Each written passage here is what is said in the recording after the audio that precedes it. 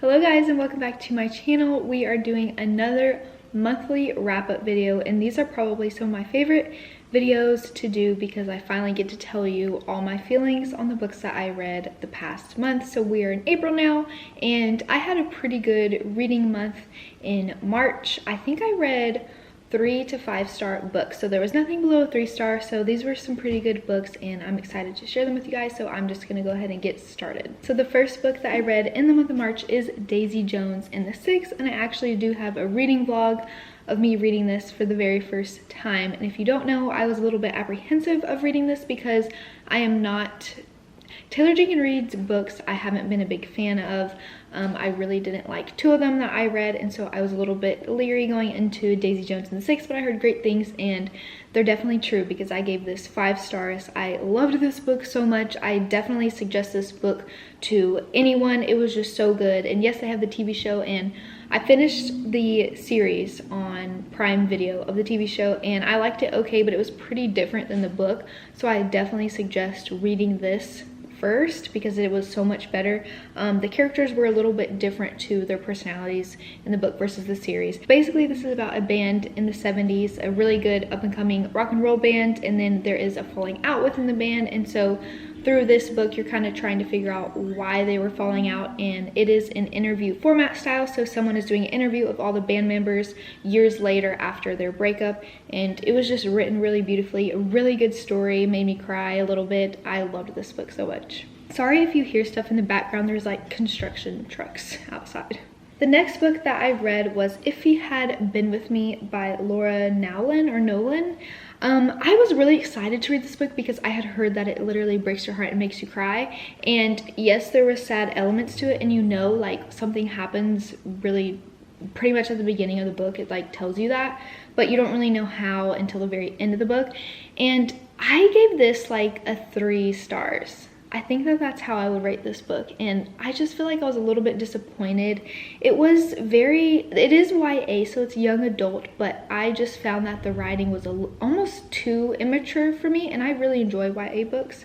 So it felt a little bit flat for me. And then also it was within the span of a long time. I think it was through their whole high school years. So this is about a girl named Autumn and Finn, and they're like neighbors and best friends. And then again, there is a falling out with them too. And then obviously, you know, something drastic kind of happens to one of them at the very beginning of the book.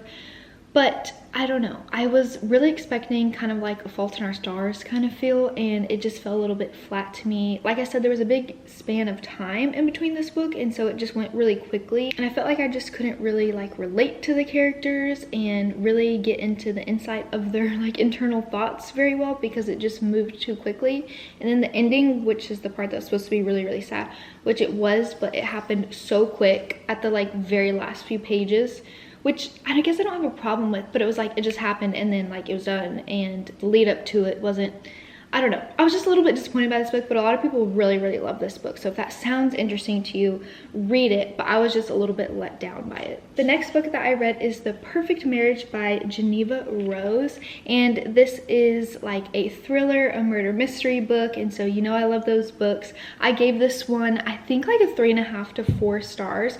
I really liked this book. This is about a couple, and they're obviously married, but the husband is cheating on his wife, so he has a mistress, and then the mistress ends up murdered, and so you're kind of trying to figure out who it is, and they're pinning it on the husband, who, you know, he was sleeping with the mistress, so they pin it on him. But the husband's wife is actually a defense attorney, and she decides to go ahead and defend him in the murder because she believes that he's innocent, even though she's upset with him because she found out that he was cheating on her. But it's just a really, really, really interesting concept, and I don't usually like to read books about cheating, but I definitely feel like this book wasn't revolved around, even though it wasn't revolved around that, but it wasn't like glorifying that. There's a few books that I had to DNF because it was like all about cheating and kind of just unnecessarily within the story, but this was a really good book. I will just say, you know, it is a little bit gruesome with like the murders and how the husband and wife sometimes treat each other, so I will just kind of like put that out there. You know, it's definitely not a perfect marriage, obviously, but it was really interesting, and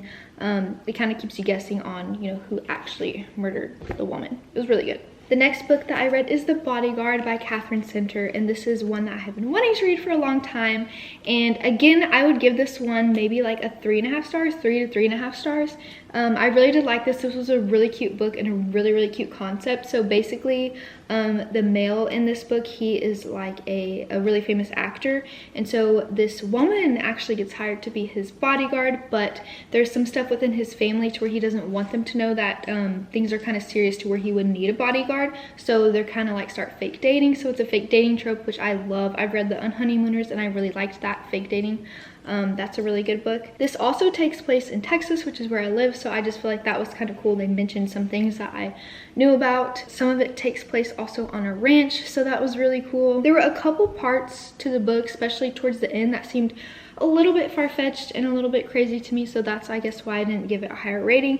But it's a really cute book and I really enjoyed reading this, especially like the banter between the bodyguard and the actor. It was really fun read, and that was my first book by Catherine Center, but my mom has read a lot of books by her and really likes her, and I did enjoy her writing. The next book that I read is A Court of Frost and Starlight by Sarah J. Maas, and so this is the little novella in the A Court of Thorns and Roses series, and I gave this 3 stars. I think that's about what people like rate it within the whole series, just because I don't think you have to read this book to continue the series, but I wanted to go ahead and read it, and I'm glad I did. I don't regret reading it, but just compared to the other books within the series, it's really good. That's pretty much all I'm going to say about this one, because you really need to read the series before you read this one.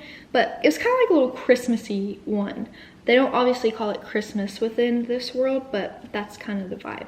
And I'm pretty sure it's setting up for the next book, which I am planning to read soon. Okay, so the next book I did annotate, and it is Magnolia Parks by Jessa Hastings. And this is very highly anticipated by me because I've seen these covers everywhere and I just think they're so pretty, all the covers within the series. And yeah, I definitely knew that I would want to annotate this one just based on kind of what I knew about it, and I was scared to read this one, but I gave this one 4 stars. I liked this book, but I couldn't give it 5 stars because there were a couple things, like they moved a little bit too.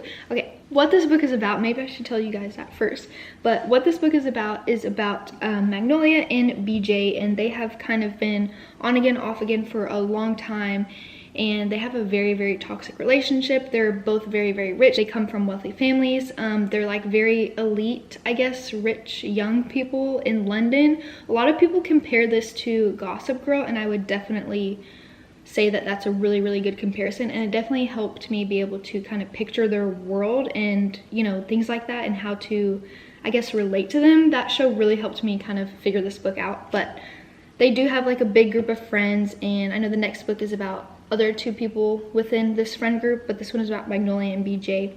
And yeah, basically it's about their toxic relationship. That's basically about it. So I was pretty scared reading this because I just didn't want it to be too toxic for my taste, and it was definitely toxic, but I was able to get through it, and I didn't feel, I don't know, I didn't feel like weird while reading it or anything. There's definitely stuff in here that I would look up trigger warnings, just because I want to like say that. But really good book. I enjoyed the writing, but there were a lot of mistakes in the writing, and so that really bothered me, and that's also why I couldn't give it a 5 stars. And then also towards the end of this book, there was a quick like switch in between people, and I just, you know, I don't know, I feel like it wasn't set up perfectly for that. But I really enjoyed this, and I'm really looking forward to reading the second book. And I probably will also annotate the second book because there are some sentences and lines in here that are some of the most amazing poetic things that I have read. So I was really disappointed when I found some errors in her writing. I know that she is self-published, so maybe that has something to do with it too. So the last book that I read for the month of March is The Flat Share by Beth O'Leary, and this cover is everything. I think this might be my favorite cover in my entire book collection. I just feel like this really is my style. It almost looks like a painting, and I have read one other Beth O'Leary book, and it was The No Show, and I really enjoyed that book, so I was excited to read this, and I gave this one a 4 stars. This was a very cute little romance, but this is about Tiffy and Leon, and again, this is kind of in the London area, so I love reading books from that area because you know, their talk is a little bit different. I really enjoy that.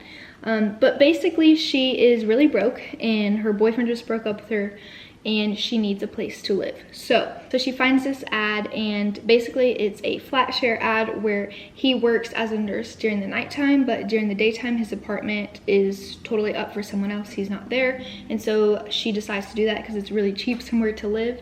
And so she moves in there, and they basically share a flat, but they do not ever see each other for like months and months. And then of course they end up, you know, seeing each other, and it kind of goes from there. But there was definitely some other elements within this book that were a little bit deeper, and that's what I really enjoy about Beth O'Leary. Is I was really surprised in The No Show, her other book, that there was some deeper emotional elements too, not just a fluffy romance, even though there is parts of that too. But I really liked this book, especially the first half. I really enjoyed it when Tiffy and Leon, they were like leaving notes for each other, like, you know, hey, there's some extra food in here, or hey, can you take out the trash? They would leave notes for each other, and it would show you that. And then the notes kind of started to get more personal, and they started kind of developing a more friendly relationship. That was really fun to read. The first like half of the book was a lot of that. The second half I liked too, but I liked the first half more, and I think that's why I gave it 4 stars. But super cute and really good read. So those are all the books that I read in the month of March, and I feel like I had a very good reading month, and I'm excited to see what April brings. I haven't really done an April TBR, and I don't think I'm going to. We'll just kind of see where April takes me. But if you have any book suggestions that you would like me to read and maybe film videos for, comment down below and let me know. Also, if you have read any of these books and your thoughts, let me know as well. But I hope you guys enjoy this, and I hope to see you in my next monthly wrap up.